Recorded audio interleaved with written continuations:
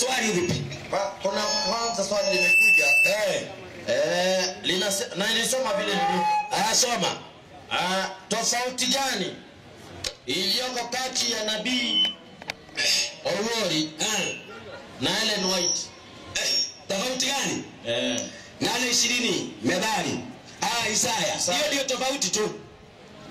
Hao wote wawili ukiwaweka tofauti ni hiyo. Soma tusikie. Inasema 8:20 Methali, kitabu cha Isaya. Na waende kwa sheria na ushuhuda. Na waende kwa sheria na ushuhuda. Ikiwa hawasemi sawa sawa na neno hili. Ikiwa hawasemi sawa sawa na neno hili. Bila shaka kwa hao. Hapana asubuhi. Kwa hivyo tunawekea wote wawili. Ellen tunamweka kwa meza na Owori tunamweka kwa meza. Waende kwa sheria na ushuhuda. Yule atakaye qualify ndio tunachukua. Kwanza sheria, amri 10 za Mungu. Leo hii Owori amri 10 za Mungu amekataa. Ya 4 yeye ni msane, lakini Ellen G. White yeye amekubali zote, amefundisha. Sasa tuende ushuhuda. Ushuhuda wa Yesu ndio nini? Owori kwanza hajui, lakini Ellen G. anajua. Kitabu cha Ufunuo 19:10 inasema ndio 19:10. Inasema hivi. Inasemaje? Nami nikaanguka mbele ya miguu yake. Nami nikaanguka mbele ya miguu yake ili nimsujudie. Akaniambiaje? Angalia. Usifanye hivi. Kwa nini? Mimi ni mjoli wako na ndugu zako. Walio na ushuhuda wa Yesu. Msujudie Mungu. Kwa nini? Kwa maana ushuhuda wa Yesu ni nini? Ndiyo roho ya unabii. Hii enda umuite Owori, umuulize hii. Alafu umuulize uende uchukue vitabu ya Ellen, umuulize hii. Hapo ndio utajua kwamba nani unabii wa Mungu. Hiyo imeisha hivyo. Swali la pili. Uliza. Yesu alikuwa wapi kabla ya kuja ulimwenguni? Yesu alikuwa wapi? Naam. Kabla ya kuja duniani? 17:5. 17:5 Yohana. Ndio.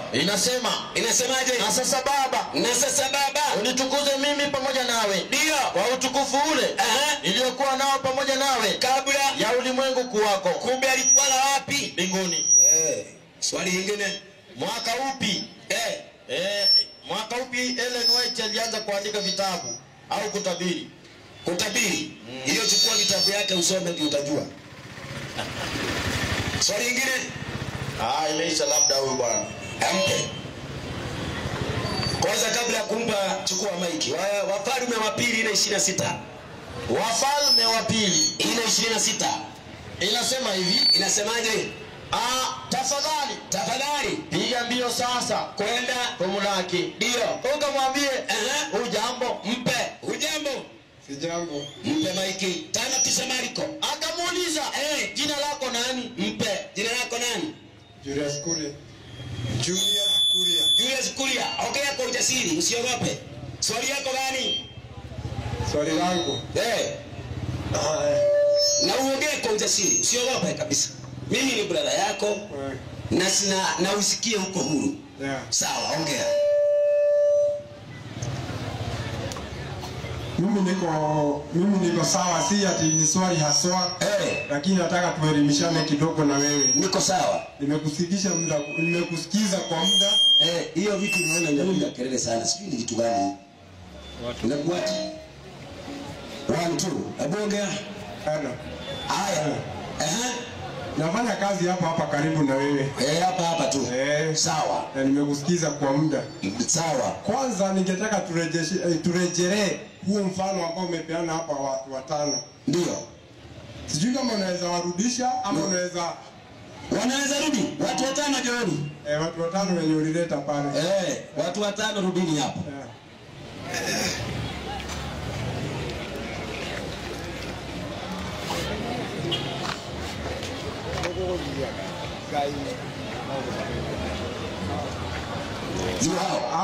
Hao ndio watu 5 ulioleta pale.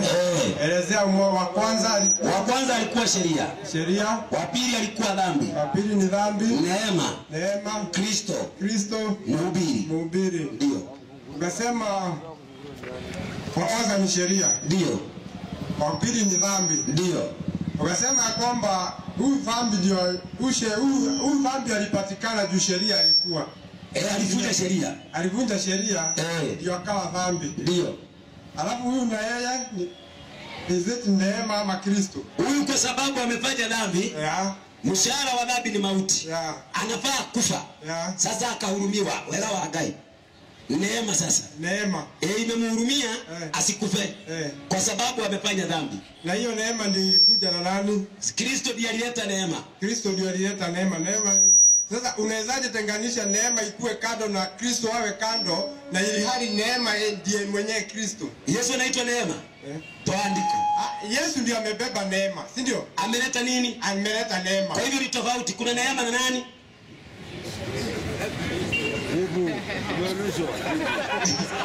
Kuna neema na nani? Kuna neema na Kristo. Ni vitu ngapi? Ni vitu mbili. Kwa hivyo huyu ni nani? Huyu ni neema. Na huyu? Na huyu ni Kristo. Endelea. Huyu ni neema na huyu ni Kristo. Nasema Kristo ndiye alileta neema. Na huyu ni mhubiri. Mhubiri anahubiri Kristo. Mhubiri anahubiri Kristo. Aliyeleta neema. Kwa sababu mtu ana dhambi alivunja sheria. Sawa. Sasa swali linakuja hivi. Uliza. Kwa hii kazi yote, hii kazi yote ni ya Mungu. Mungu ndio mwenye kuweka sheria. Alafu sheria ikavunjwa, ikavunjwa na mwanadamu. Kwa hili jambo lote Mungu alikuwa anakusudia nini? Ama alikuwa anahitaji nini? Mungu. Mungu si dikteta. Mungu alimweka mwanadamu kwenye bustani. Akampa uhuru. Akamwambia kaa humu lakini usikule ile. Hiyo ndio inaitwa sheria. Sheria ni usikule tu. Kwa sababu siku utakula utakufa. Si ndio? Hasa. Naye shetani ni wa kuvunja sheria. Akaja akamwambia mwanamke kula utakufa. Si ndio? Mwanamke akakula na akapelekea mwanaume. Wakajipata wako na nini? Wako na dhambi. Wako na dhambi. Mpe huyo. 6:23 Rumi. 6:23 Warumi. Haya, inasema hivi. Inasemaje? Kwa maana mshahara wa dhambi ni nini? Ni mauti. Mpe. Kwa hivyo wakati hao wamedanganywa, mshahara wa dhambi ni nini? Ni mauti. Kwa hivyo walikuwa wamehukumiwa nini? Kufa. Kwa hivyo kama Kristo hangewapa upendo wa kuwaletea neema, kungekuwa na mtu duniani? Swali linakuja hivi. Uliza. Walikuwa wameambiwa kwamba mtakalo kula hili tunda mtakufa. Ndio. Na wakala lile na wakala. Nini kilikufa juu walikuwa walibaki bado? Mpe huyo. 3:19 Mwanzo. 3:19. Mwanzo. Inasema Bwana Mungu akamfanyizia ndio kutoka katika ardhi kila mnyama. 3:19 Mwanzo. Samahani, iko 2. Inasema ndio kwa jasho la uso wako, kwa jasho la uso wako utakula chakula, ndio hata utakaporudia ardhi ambayo katika hiyo ulitwaliwa. Maliza. Kwa maana mavumbi wewe na mavumbini utarudi. Mpe. Kwa hivyo tayari watu walikaanza kukufa. Wakati huo Adam alikuwa hajaona mtu amekufa. Kwanza wakati alipoona akaona Abeli amekufa alishtuka. Kwa sababu hajawahi kuona amekufa. Alikuwa anaona kama wamelala. Lakini kutoka hapo kuna tumaini la vizazi lilianza hapo. Kuna tumaini ambao watu walitumainia ya kwamba hii dhambi lazima itakuja kukufiwa hii, si ndio? Sasa mtu nikuonyesha nani alikufia hiyo. 3:25 Warumi. 3:25 Warumi. Inasema hivi. Inasemaje? 3:25. Hata Yesu hajakufia leo ingie pale na mtu ulale naye, hata Yesu alikufia. Yesu hakukufia. Yesu alikufia gani? Soma. Ambaye Mungu amekwisha kumweka. Ambaye Mungu amekwisha kumweka awe upatanisho. Awe upatanisho kwa njia ya imani katika damu yake. Tupe habari. Ili aonyeshe haki yake. Ili aonyeshe haki yake. Kwa sababu ya kuziachilia katika ustahimili wa Mungu. Ndio. Dhambi zote zilizotangulia kufanywa. Mpe. Kwa hivyo dhambi zote zilizotangulia kufanywa Kristo akazikufia. Unaona? Sasa hapo ndio neema inapatikana. Saa hii hatuwezi kuokolewa kwa njia nyingine, ni kwa sababu ya neema ya Kristo. Umeelewa? Kristo alikuja akatufia msalabani. Kwa hivyo saa hii hatuokolewi kwa njia nyingine. Ni kwa njia ya neema tu ya Kristo Yesu, si kwa sababu ya mazuri yetu. Sawa Kwa hivyo Kristo tulikuwa tumehukumiwa kifo. Lakini akaleta neema akafa msalabani. Kwa sababu tuko na nini? Na dhambi. Tulivunja nini? Sheria. Umeelewa? Nimeelewa. Lakini wasimame hapo. Ni sawa, kuna mahali wanaenda. Nauliza hivi. Ndio. Yesu ndio alileta neema. Ndio. Na sheria ikakuja kwa dhambi ikakuja juu sheria imevunjwa. Na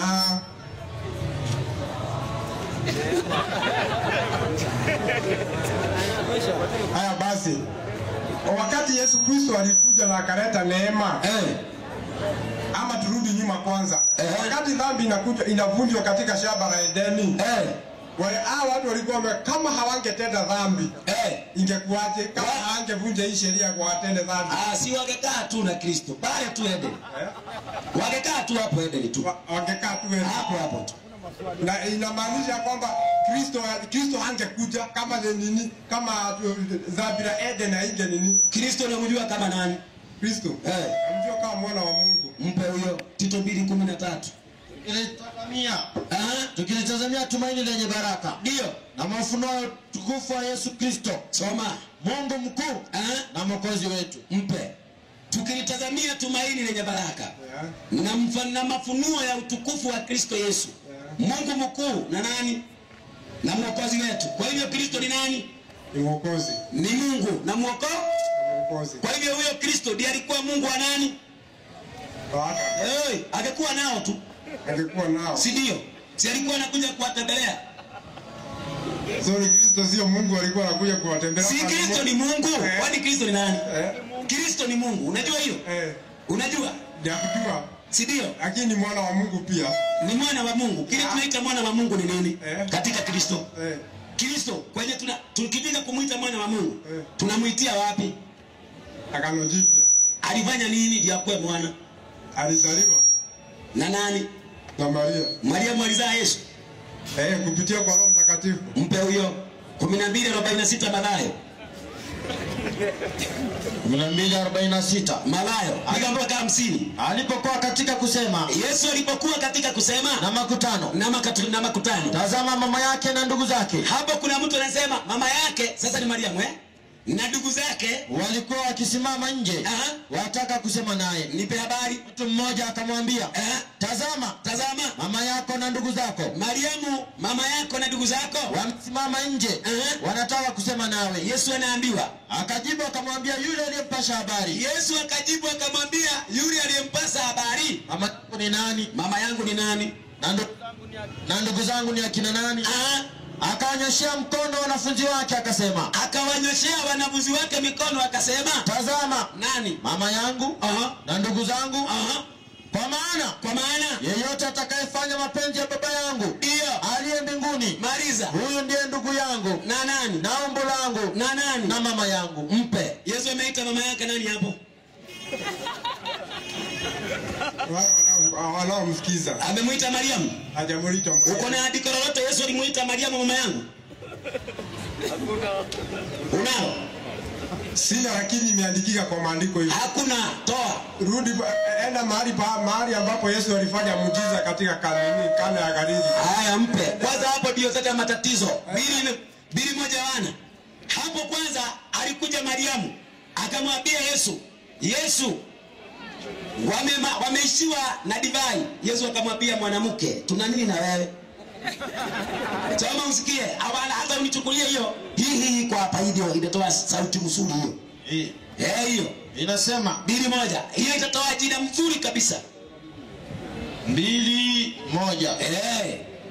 Hii ni mpya kufunguka hii. Kitabu cha Yohana. Teremka pole tu.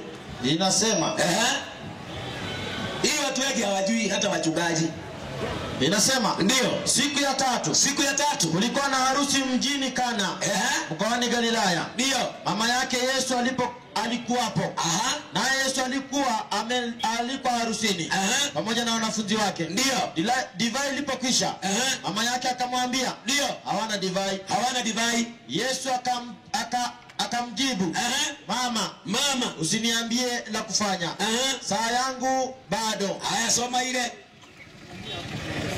Ni sawa, tunaendelea polepole, usiwe na haraka. Usome mahali pengine kwanza, simamia hapo. Hapo ndio tunasoma bado. Simamia hapo kwanza. Hayo maandiko yenye umesoma hayo. Mimi sijakataa, na usikuwe na haraka, na sikubishana. Hatubishani. Ngoja kidogo. Tunaelimishana. Tafadhali.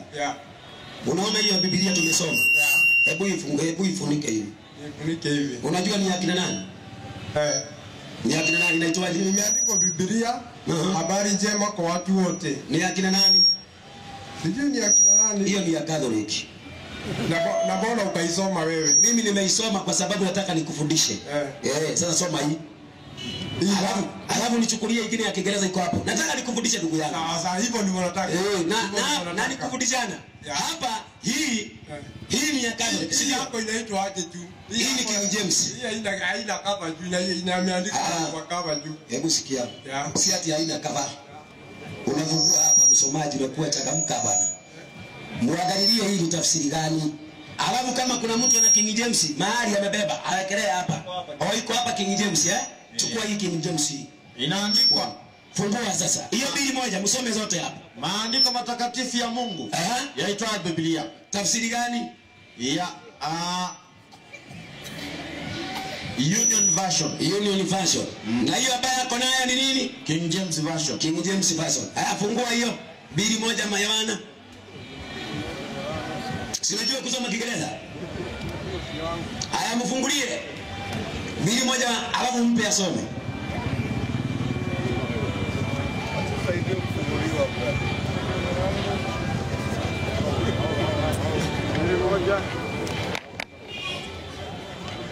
Mpe asome.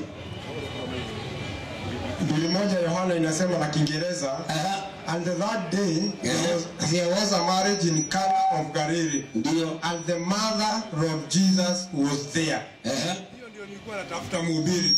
Ya kwamba maandiko hayo, huo mstari tumesoma ya kwamba umesema kwa siku ya tatu kulikuwa na harusi katika Kana ya Galili na mama wa Yesu alikuwa pale. Na Yesu si alikuwa? Yesu alikuwa pia. Biblia zimemuita Maria mama wa Yesu. Ngoja kidogo. Tafadhali. Biblia isomwe hivyo. Usikuje hata saa hii umesikilia hapo. Hapo ni kama pale tumesoma na wewe. Tumesoma ikasema mama yake alikuwa nje. Akaambiwa kuna wale mama yako hapo nje anakuita. Yesu akauliza mama yangu ni nani? Mama yangu ni nani? Lakini mwenye alikuja alimuitaje? Mama yake Mama yake Yesu. Yesu alikubali. Yesu akubali. Sasa teremka tuende kwa Yesu. Mara mstari wa pili.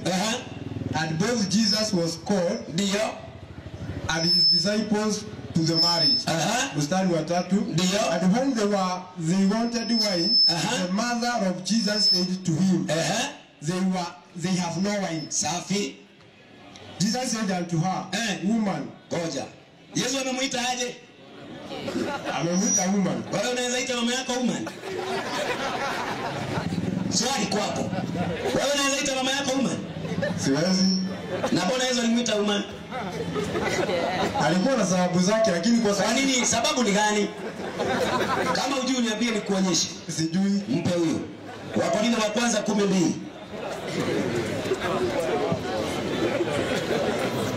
Wakorintho wa kwanza 12 inasema ndio 12 wote wakabatizwa wao wa Musa. Hapa tunaambiwa habari ya wana wa Israeli kutoka Misri kuelekea Kanaani.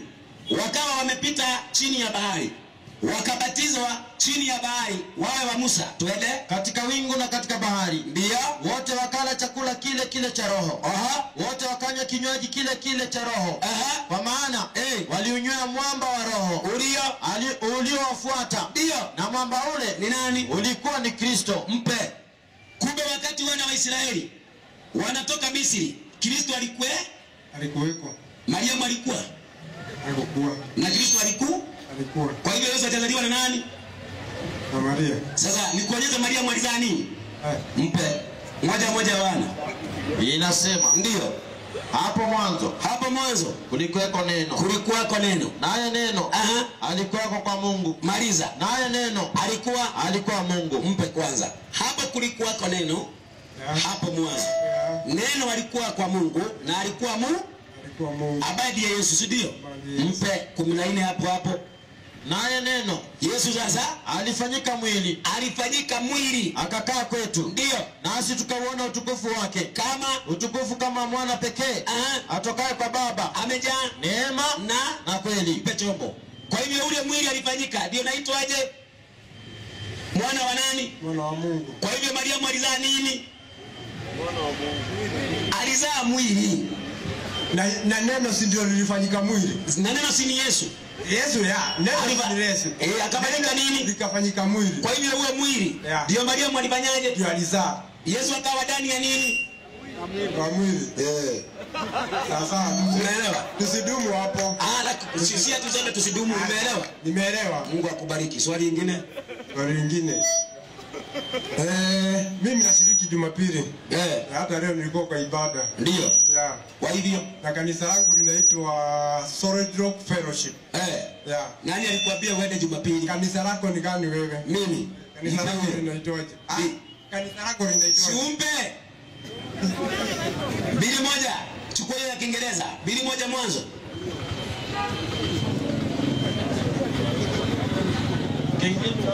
Yote tu ya Kiingereza. Yangu ameuliza, yangu ni gani? Bili moja mwanzo.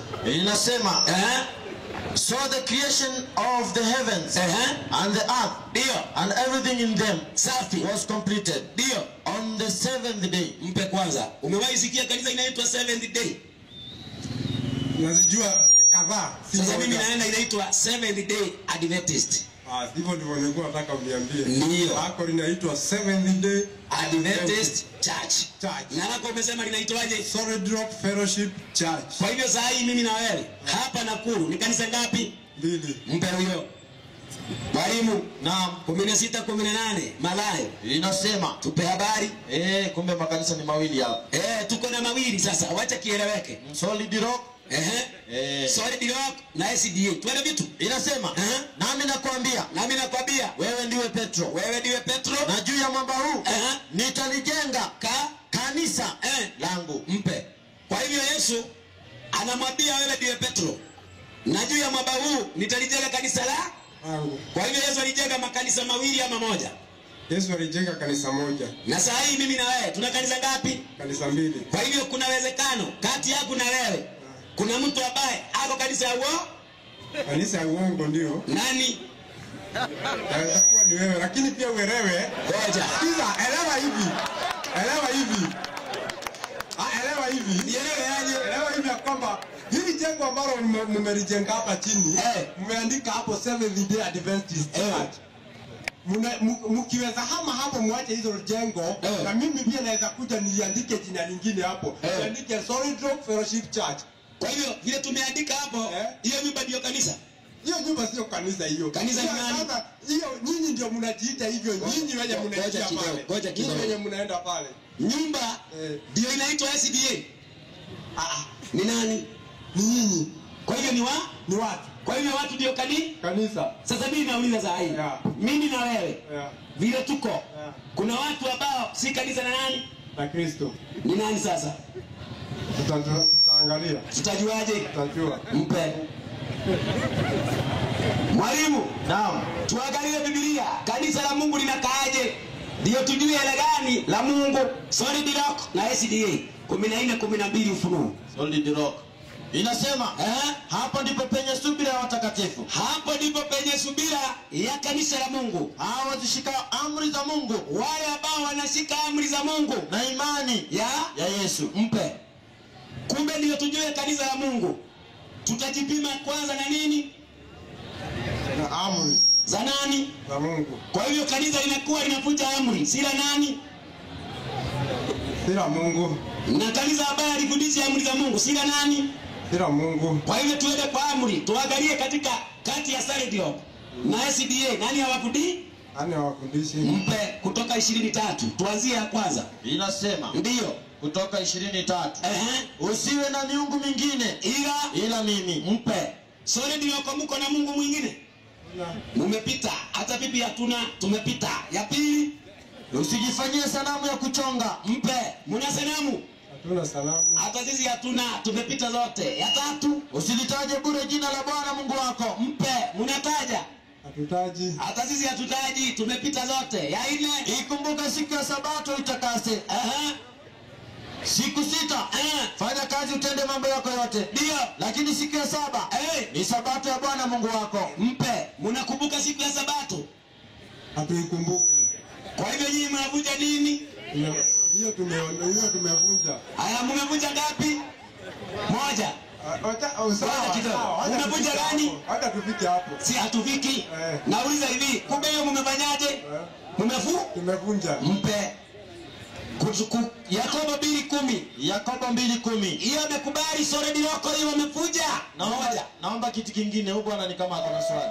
Kalia kiti hapo. Usiende kuuliza huko. Kaa hapo kwa kiti.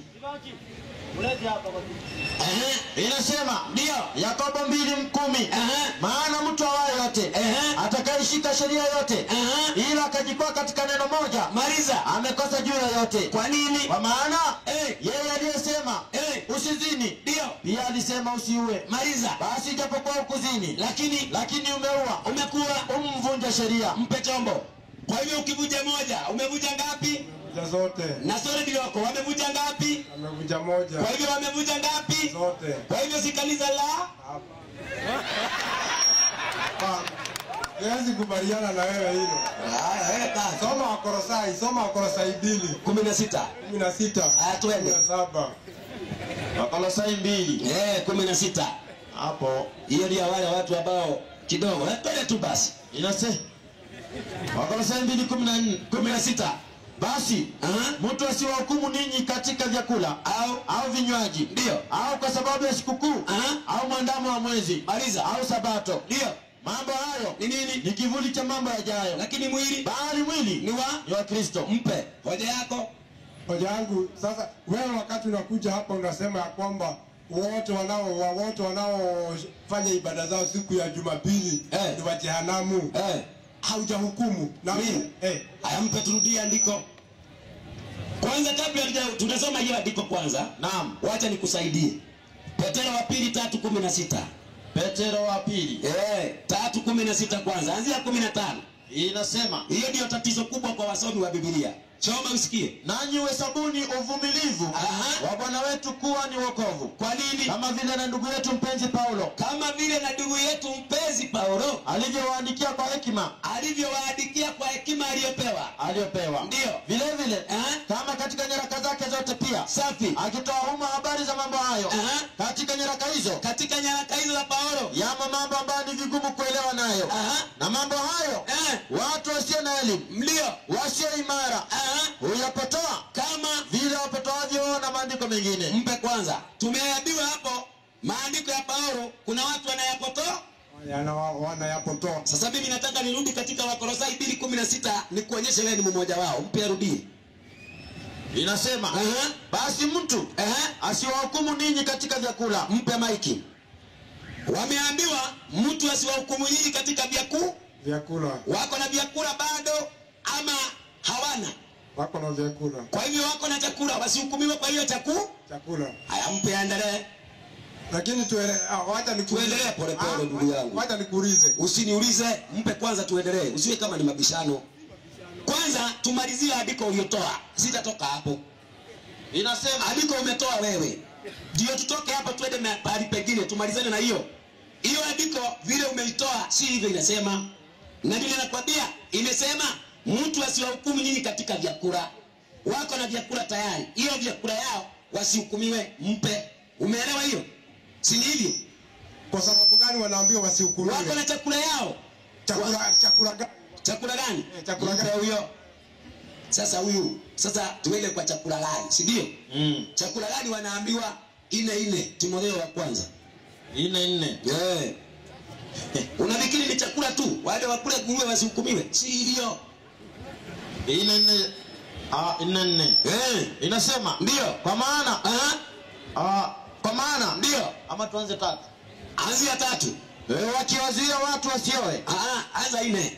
Kwa maana ndio kila kiumbe cha Mungu ni kizuri. Maliza. Wala hakuna cha kukataliwa. Ndio. Kama kikipokewa kwa shukrani.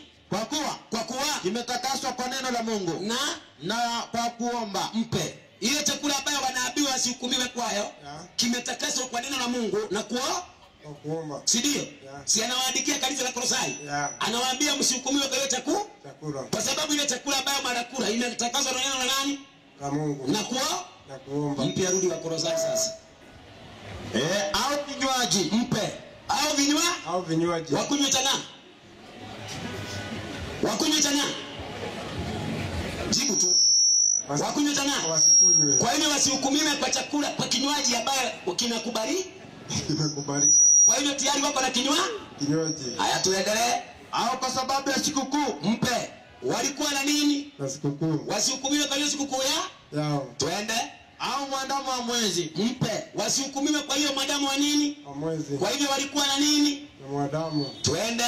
Au sabato mpe. Wasihukumiwe kwa sababu walikuwa sababu.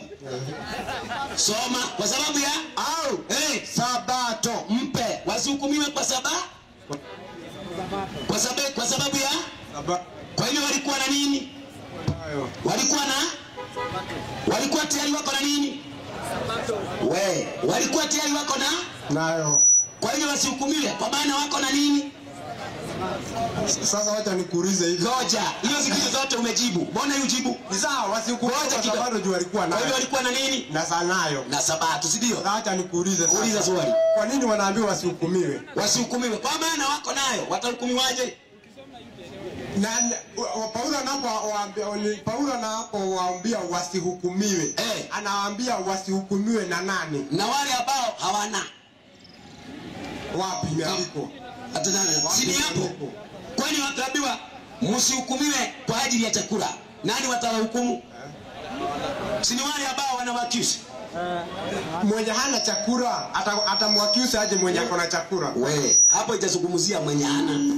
Hapa imezungumzia tayari wanayo. Si ndio? Wasihukumiwe kwa sababu wa chakula wakiracho. Wa chakula yenye wanakula. Wasihukumiwe.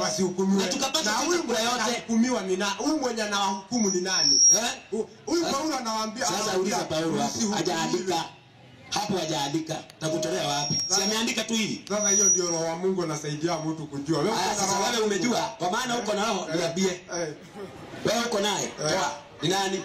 Unajua yule mtu mwenye anawaambia hapa msihukumiwe kwa sababu ya chakula mnachokula, wala kwa ajili ya siku ya sherehe, wala kwa ajili ya sabato, wala kwa ajili ya kinywaji.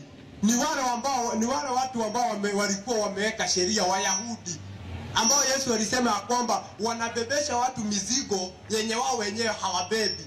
Hao ndio walikuwa wanasema hivi, lakini ukisoma katika Injili utakuta sehemu zingine Yesu alikuwa anafanya hivi, wanamwambia kulingana na sheria yetu umekosa. Yakifanya hiyo anaweza kulingana na sheria zetu hiyo umekosa. Yesu akawaambia nyinyi huwa mnabebesha watu mizigo mizito yenye nyinyi wenyewe hambebagi. Sasa hawa yenye Petro anawaambia kwamba msihukumiwe kwa ajili ya chakula mnachokila, wala kinywaji mnachokikunywa, wala sherehe fulani ama holiday fulani, wala sabato. Wale walikuwa wanawahukumu ni wale watu walikuwa wanafuata sheria yao. Wakuja wahukumu wawaambie nyinyi hamjui Mungu ama hamfuati Mungu kwa sababu hamfanyi hivi na hivi na hivi. Hawa watu wenye Paulo alikuwa amehubiria Kristo ndio anaambia msihukumiwe kwa ajili ya mambo haya na haya na haya. Sasa soma mstari wa 17. Andiko mpe sema hivyo. Hiyo maneno yote umeongea. Hiyo yote umeongea. Hapo mstari wa 7 tuone itasema aje. Soma 17. Mambo hayo ni nini? Ni kivuli cha mambo yajayo. Bali mwili ni wa Kristo. Mpe. Imesema hivyo umesema? Haijasema hivyo. Hiyo hapo umetoa hapa. Paulo amesema hivi. Wewe umesema haijaandikwa, kwa hivyo tuulize Paulo. Na mimi nikakwambia hayo mambo yenye hayajaandikwa, Roho wa Mungu ndiye anasaidia mtu kuyafahamu na kuyafahamu. Unatoa hapo. Roho anakufunulia unatoa wapi? Huyo Roho ni Kristo anapeana. Akikupea. Alafu ujue hiyo inatoka wapi? Kwa Mungu. Si kwa Biblia. Si kwa Biblia. Kwa hivyo Roho anakufunulia kinyume na Biblia. Zaidi ya Biblia. Zaidi ya Biblia. Kinyume na Biblia. Zaidi ya Biblia. Andiko. Yesu alisemaje alipoahidi Roho Mtakatifu? Toa mahali Yesu aliahidi Roho Mtakatifu. Mahali Yesu anasema hujui. Lakini kwa Biblia, lakini mimi si mwalimu kama wewe. Sasa nikufundishe. atoa maandiko mahali Yesu aliwaambia. Mimi nakutolea tu hiyo roho. Alafu ni kuonyesha hiyo roho anafundisha nini? Mahali Yesu anasema nikienda kwa Baba na watumia msaidizi. Wewe ni mwalimu. Unaona? Hebu mpe huyu. Hebu nipe Yakobo 1:19. Hiyo ni yako tu. Salamu tu. Hiyo ni salamu. Hayo mnajua ndugu zangu wapenzi. Basi kila mtu na awe mwepesi wa kusikia, bali si mwepesi wa kusema. Mpe. Unaona? Kuwa mwepesi wa kusikiliza, lakini si mwepesi wa kusema. Maana unakuwa mwepesi wa kusema na hata ukumbuki. Sivyo? Ni kweli, lakini wewe mimi si mwalimu na mimi si mhubiri. Mpe huyo. So mimi maandiko nikiyasoma nitakumbuka yote bila na shida kwa. Kama ukumbuki umeenda kinyume na Mungu. Kwa nini? Petro wa kwanza 3:15 inasema. Ndio. Petro wa kwanza. 3:15 inasema.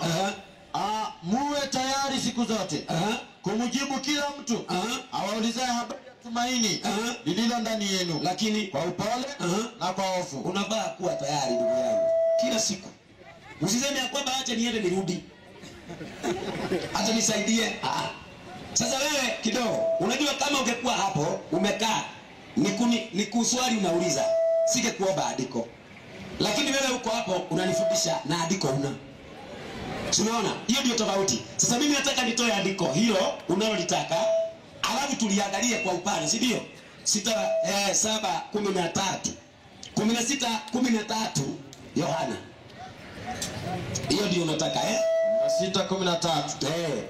Lakini yeye atakapokuja, huyo Roho wa kweli atawaongoza watie kwenye kweli yote. Mpe. Si ni hiyo?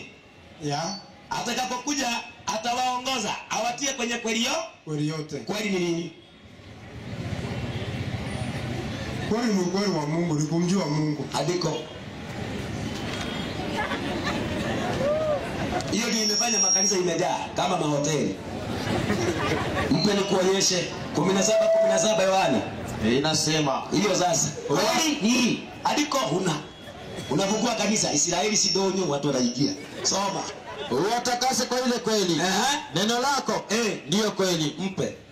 Kwa hivyo neno la Mungu ndio nini? Ndio kweli. Kwa hivyo Roho akija atawatia kwenye kweli yote. Atawafundisha neno. Sio nje ya neno. Na zaidi ya neno. Toa andiko.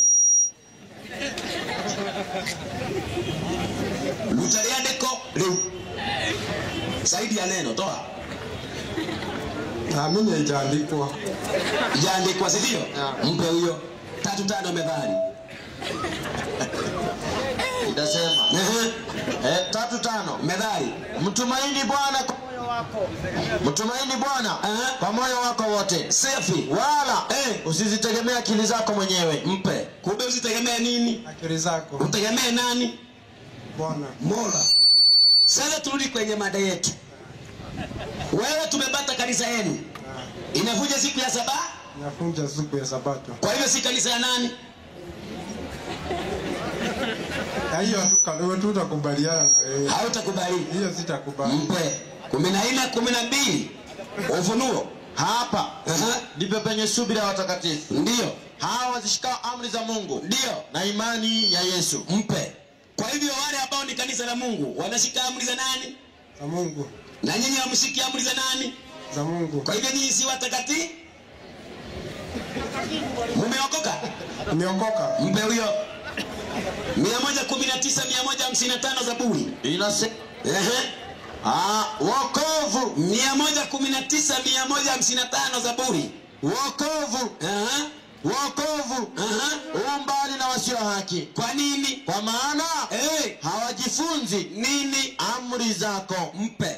Kumbe watu ambao wanasema wameokoka na hawashiki amri za Mungu, wokovu uko mbali. Kwa hivyo nyinyi wokovu uko wapi? Kwa hivyo nyinyi wokovu uko wapi? Mpe huyo. Mwalimu na 35:12 Ayubu.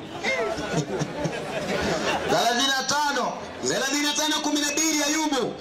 Inasema iko hapa 35:12 Ayubu. Inasema hivi, inasemaje? Ndio hii 35 32 Inasema ndio. Wameshangaa. Hawajibu tena. Mpe. Umeshangaa? Sijashangaa. Na kwa nini ujibu? Sijashangaa. Na kwa nini ujibu? Sijashangaa. Na kwa nini ujibu? Najibu. Kwa hivyo nyinyi mnavunja amri za nani?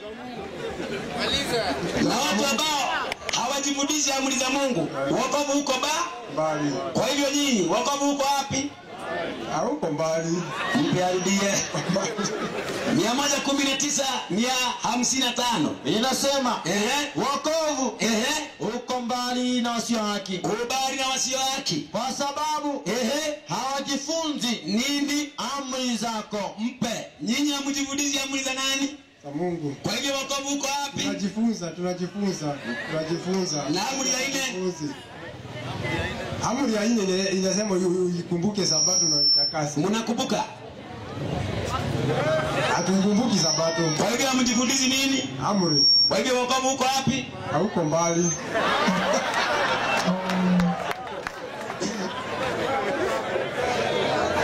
Swali lingine. Soma Warumi 3:28. Haya mpya some. Warumi ngapi? 3:28. Haya soma. Hii inasema 3:28. Warumi. Basi twaona ya kuwa mwanadamu huhesabiwa haki kwa imani pasipo matendo ya sheria. Haya mpe.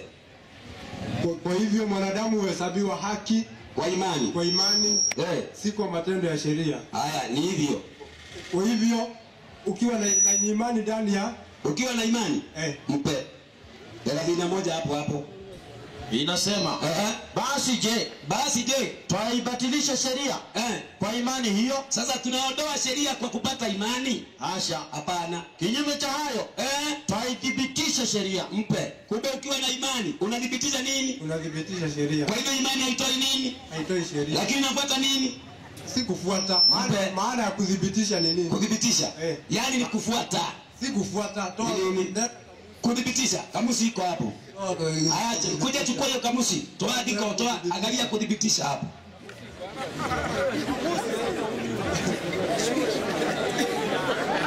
Kaa pale sibaji. Angalia tu kudhibitisha hapo. Pole tu. Kudhibitisha. Ulizana swali lingine kabla tupate hiyo. Soma Warumi 9:30.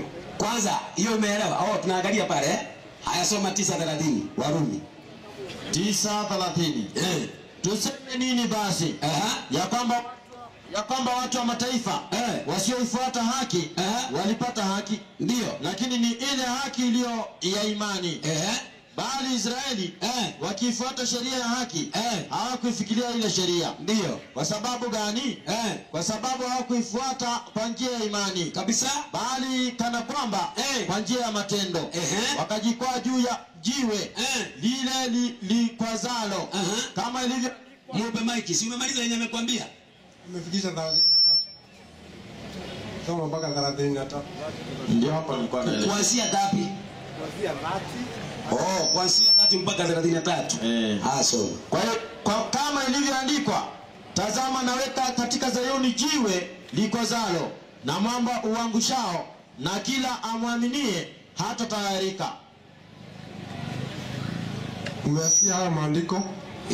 Nimesikia. Yanasema wale waliotegemea sheria kwa kujiweka haki walijikwaa. Ilikuwa sheria gani anazungumzia hapo? Sheria ya Mungu, sheria iliyoletwa na Musa. Kabisa.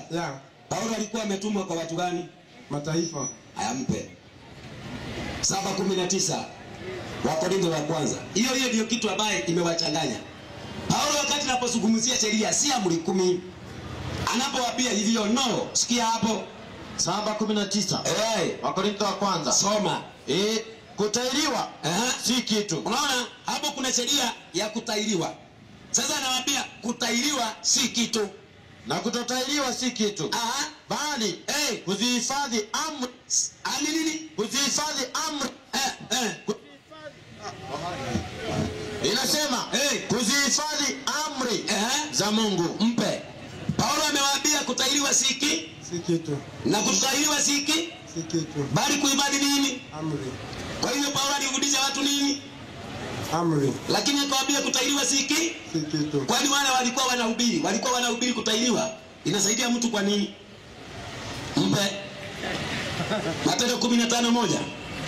Matendo 15:1. Inasema hivi. Inasemaje?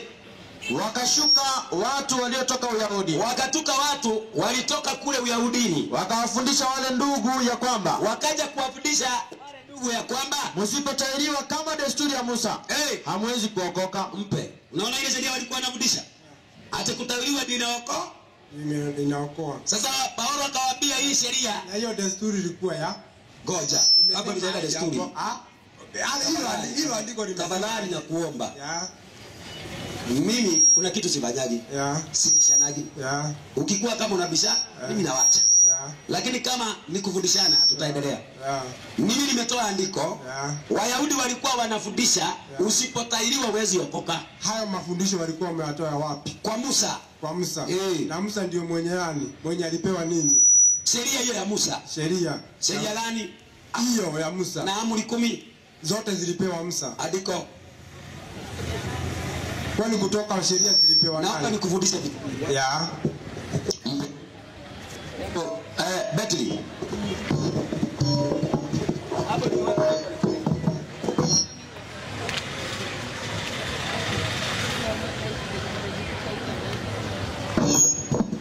Kuna kitu moja, hebu mpe maiki.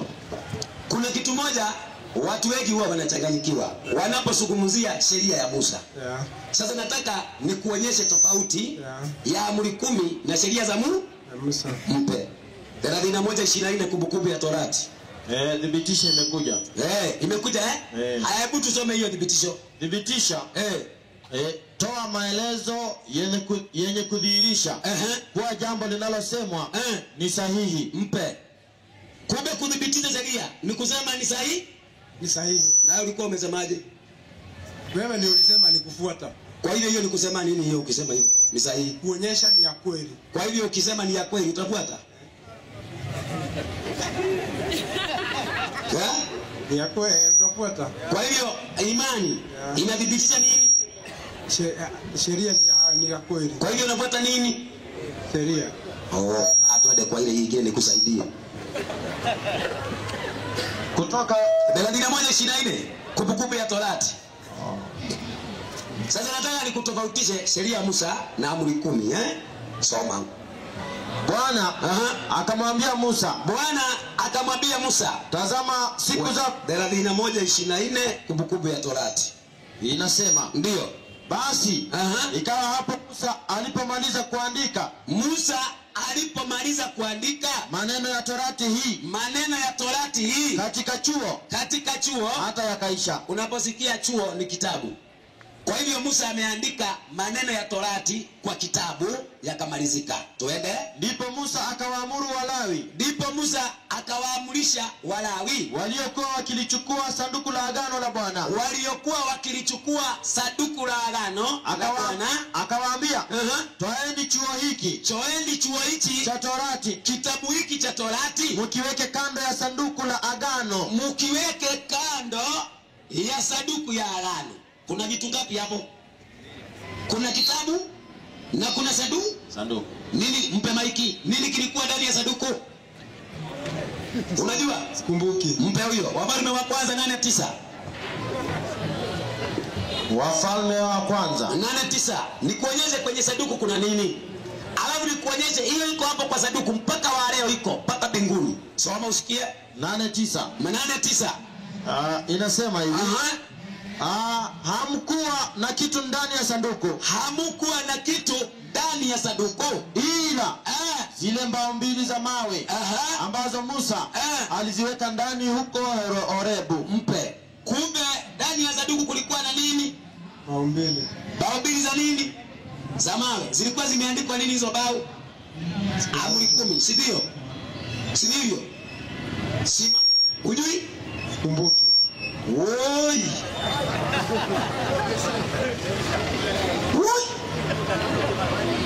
Bao 2 juu ya amri 10 zimeandikwa kwa bao 2.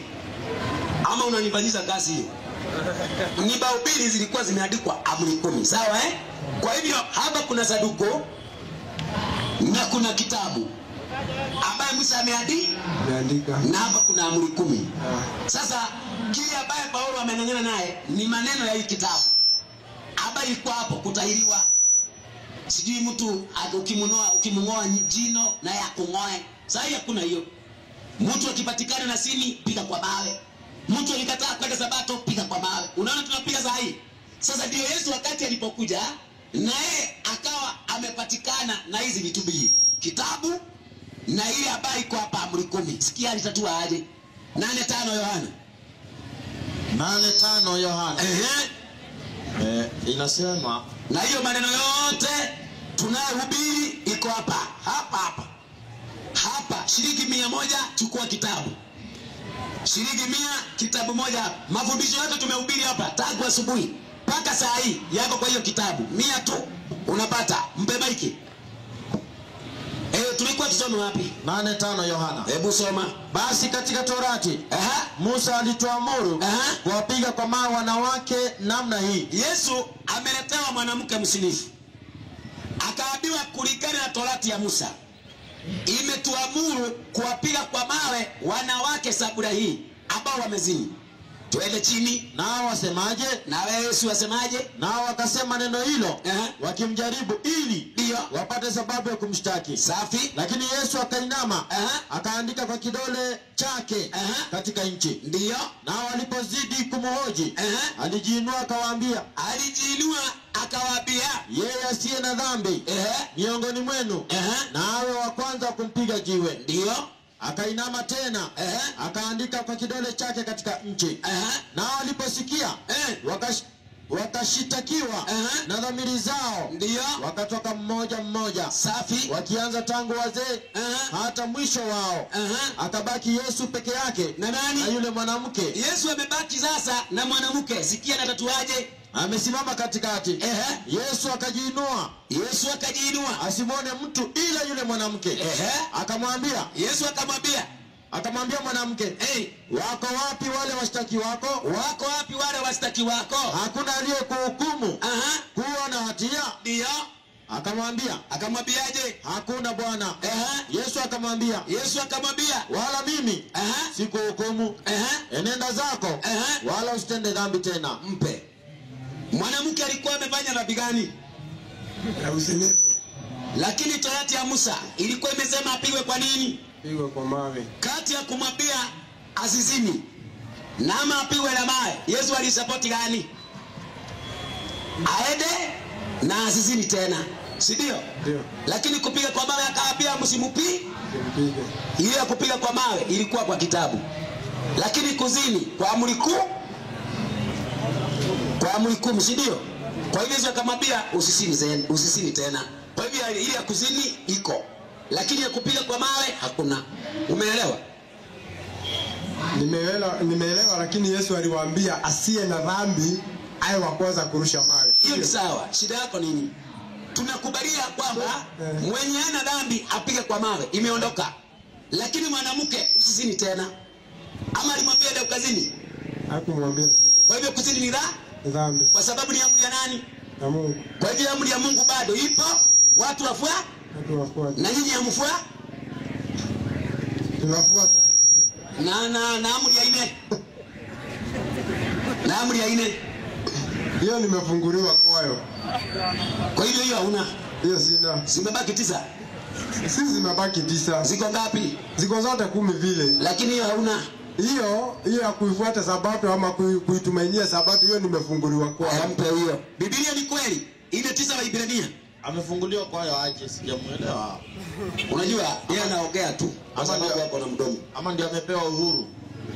Inasema ile 9. Basi imesalia raha ya sabato kwa watu wa Mungu. Mpe. Watu wa Mungu imebaki sabato ama imeondoka? Raha yake. Ya nini? Ya sabato. Kwa watu gani? Watu wa Mungu. Kwa hivyo watu wa Mungu wako na sabato? Wako na sabato. Wewe ni mtu wa Mungu? Mimi ni mtu wa Mungu. Uko na sabato? Soma hiyo wa Ibrania. Hiyo wa Ibrania 3. 7 kuendelea 10 hadi 14. Unajua kurukaruka hivyo itatusaidia. Kwanza wa Ibrania ile 9 tumalizane nayo. Imesalia raha ya sabato kwa nani? Watu wa Mungu. Kwa hivyo watu wa Mungu, sabato imebaki. Si sabato imebaki, ni raha ya sabato. Mperudie. Ni raha ya sabato. Kwani raha ya sabato ni kitu gani hiyo? Anataka tuingie tena kwa kamusi tena ama namna gani? Raha ya sabato kwanza mpe. Raha ya sabato ndio nini? Raha ya sabato. Sabato ilikuwa siku ya kupumzika, si ndio? Ndio nauliza hivi, raha ya sabato ndio kitu gani? Ni raha ya hilo pumziko. Pumziko ya gani? Hilo pumziko lilikuwa limeahidiwa na sabato. Kwa hivyo imebaki hapa, imetoka. Hiyo raha imebaki bado. La ya nini? Raha ya sabato. Kwa hivyo sabato iko ama hakuna? Raha yake imebaki. Unaweza kuwa na raha bila kuwa na sabato? Woi. Soma hilo andiko. Soma hilo andiko. Unajua ndugu yangu kabla tujaenda kwa ile andiko.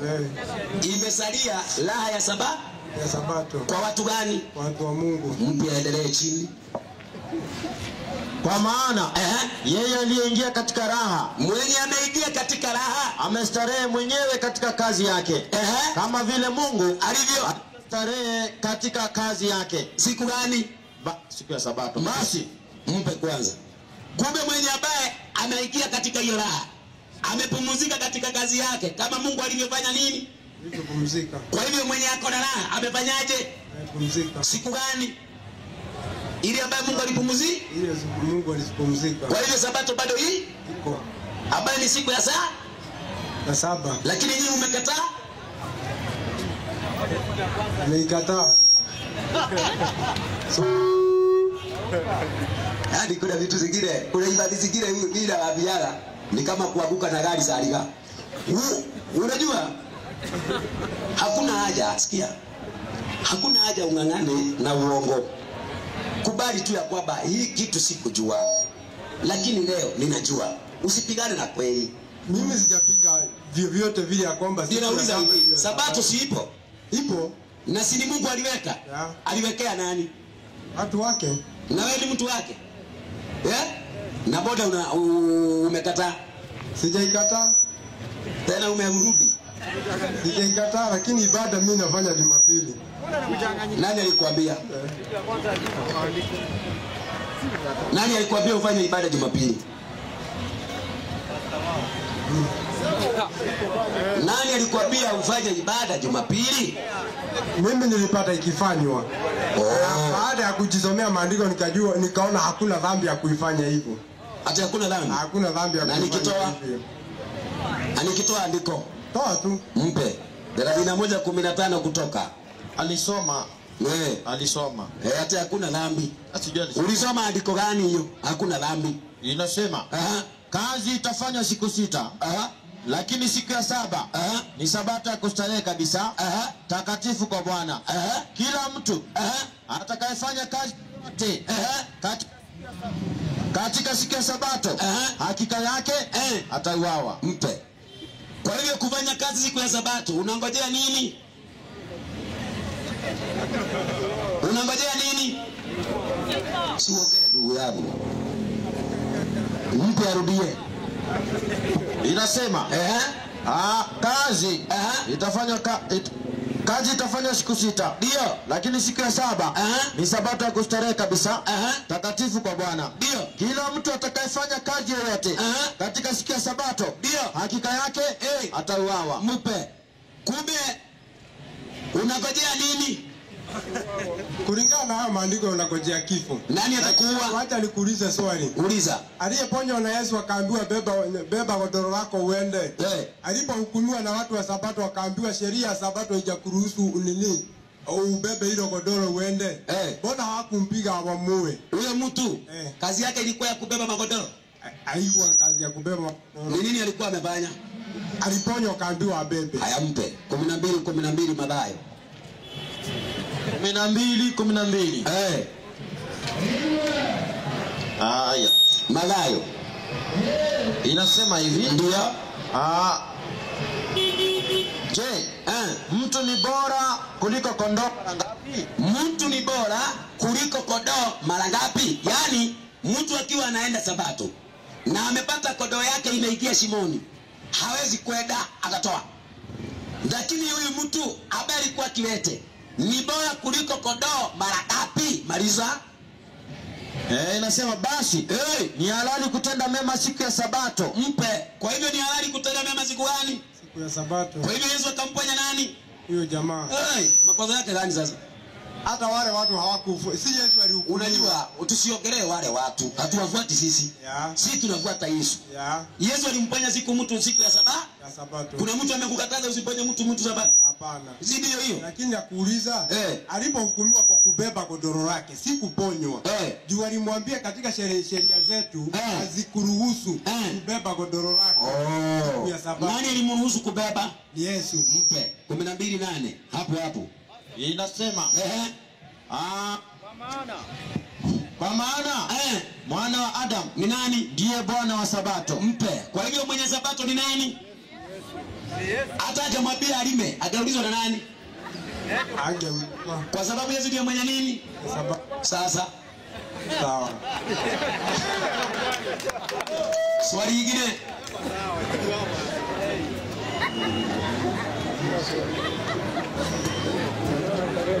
Hebu soma Warumi 10:1-4. Kristo ndiye mwisho wa sheria. Warumi 10:1. Unajua kuna maandiko unaweza toa na baadaye hata utaweza kuyasupport. Hiyo andiko unaenda kutoa hapo, ndugu yako utaweza nayo. Maana utakubali hivyo. Soma. Ndugu zangu, nitakayo sana moyoni mwangu, ndio na dua yangu nimwombapo Mungu ni kwa ajili yao, safi, ili waokolewe. Kwa maana na washuhudia kwamba ndio wana juhudi kwa ajili ya Mungu, lakini si katika maarifa. Safi. Kwa maana wakiwa hawajui haki ya Mungu na wakitaka kudhibitisha haki yao wenyewe, hawakujitia chini ya haki ya Mungu. Ndio. Kwa maana Kristo ni mwisho wa sheria. Mpe. Najua hapo ndio amegojea. Hoja yako. Nasimesikia. Alafu ulikuwa unataka nini?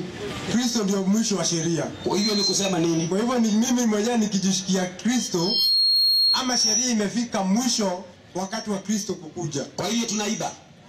Hatuibi. Tunazini. Hatuzini. Kwa nini na iliisha?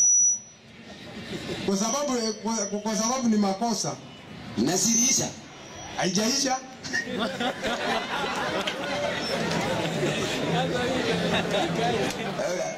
Unajua unaweza kunichekesha mimi nianguke hapa. Wewe unasema ile umetoa hiyo andiko ukasema hiyo andiko haizungumzia amri 10. Kristo ni mwisho wa sheria kweli, lakini gani? Nimekutolea andiko saa hii. Kutahiriwa wala kutoita. Kuna sheria ambazo zilikuja Kristo alipofika, zilifika mwisho. Hasiendelei mpaka wa leo. Lakini amri 10 zinaendelea. Unaelewa? Tumuulize Yesu mpe. Yesu zinakwisha 19, 17, 18 Mathayo. Amri za Mungu zinaisha ama hazikwishi? Kristo tuambie. 17, 19, 17 Mathayo. 19, 17 Mathayo inasema ndio. Akamwambia, kwani kuniuliza habari ya wema? Kwani kuniuliza habari ya wema? Aliye mwema ni mmoja. Aliye mwema ni mmoja. Lakini ukitaka kuingia katika uzima, zishike amri. Mpe. Nani huyo amesema hivyo? Yesu. Na zilikwisha? Hazikufisha, zilifika wakati wake. Nauliza, Yesu anasema ukitaka kuingia katika uzima, ushike nini? Sheria. Amri, si ndio? Amri. Kwa hivyo mimi na wewe kama tunataka kwenda mbinguni, tushike nini? Amri. Mtu anakuja sheria ya Mungu, amri za Mungu, hata muona nani? Hata muona nani? Nisemi hivyo hata muona Mungu. Mimi hapa inasema Kristo amesema mpe. Soma 18. Tafadhali sikiliza Akamwambia, zipi? Soma 17. Akamwambia, kwani kuniuliza habari ya wema? Aliye mwema ni mmoja. Safi. Lakini ukitaka kuingia katika uzima, zishike amri. Mpe. Ukikataa utaingia kwenye uzima? Hautaingia. Ukikubali ndio utafanyaje? Utaingia. Na nyinyi mmekataa, mtaingia? Hatujakataa. Na amri ya 4. Hiyo ndio nimefunguliwa kwayo. Andiko. Toa andiko umefunguliwa kwa hiyo. Hiyo unatoa. Na mimi nataka nikutolea andiko mpaka mbinguni utaipata. Soma Wagalatia. Ngapi? hadi 11. Wagalatia 4. Na ninaomba vile nimekuuliza andiko hiyo litoke liseme hivyo. Kama alitasoma hivyo mtu mwingine akuja aulize swali. Sawa Nimekuulizaje? Kwanza mpe huyu 18 13 Methali. 18. 13 Methali. Ndio. Inasema hivi. Inasemaje? Yeye ajibuye kabla hajasikia ni upumbavu na aibu kwake. Mpe. Kwa hivyo ukijibu kile ambacho hujaulizwa, wewe ni nani? Na nani? Na aibu kwa? Nimekuuliza wapi andiko umefunguliwa kwa Sabato? Haipo, toa. Kama hilo nimesema. Haya, soma iseme hivyo. Kama itasema hivyo, mpumbavu na aibu kwako. Wagalatia 9 hadi 11. Sheria ilikuwa makafiri. Inasema bali sasa mkienda kumjua Mungu ndio au zaidi kujulikana na Mungu ndio. Kwa nini kurejea tena mafundisho ya kwanza yaliyo manyonge ndio yenye upungufu ndio ambao mnataka kuyatumikia tena? Mnashika siku na miezi na nyakati na miaka ndio na watelea, isiwe labda nimejitaabisha bure kwa ajili yenu. Haya, mpe. Umesema umefunguliwa. Paulo amesema aje kwa hayo maandiko? Aje. Amesema basi mkianza kuzifuata sheria ama mkishika sherehe na siku fulani, msitegemee kwa wokovu wenu. Basi mimi kazi yangu kwenyu itakuwa ya bure. Na hapo ndipo nimekuambia mimi kwangu nikianza kushika sheria fulani ama sherehe fulani, sema lazima nishiriki sherehe fulani ndio wokovu wangu ukamilike, basi injili ya Kristo haitakuwa na maana kwangu. Nimekuulizaje? Swali yako ilikuwa gani? Nimefunguliwa na sheria ya Sabato. Na imesema hivi.